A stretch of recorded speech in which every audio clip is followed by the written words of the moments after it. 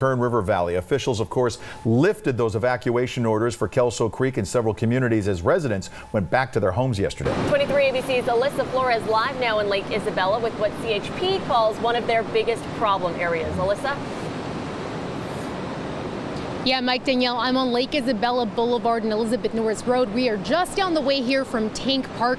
And you're right, this is the biggest problem for CHP this morning up here in Lake Isabella. If you take a look behind me, they say that this is about a quarter of the flooding that they had yesterday. So things are definitely getting better, but law enforcement says the problem here is the snow melt from the Paiutes. It's flooded the Erskine Creek, spilled over, and this area has been closed for about 2 days now.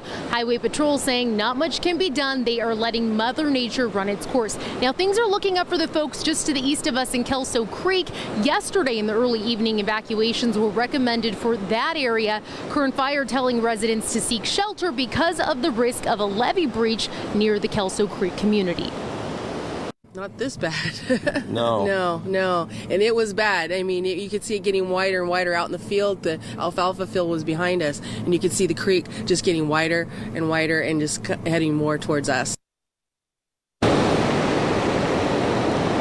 Later in the evening, though, luckily those evacuations were lifted. Conditions were looking better. Law enforcement said the levee did its job. People were able to return home, but officials saying that you should obviously still stay alert. Stay with us here on the news on our law enforcement social media accounts to stay up to date. Kern Fire is actually going to be holding a briefing later this morning up here in Lake Isabella at 8 a.m. We're going to bring you the latest from that briefing later on this morning. For now, I'll send it back to you.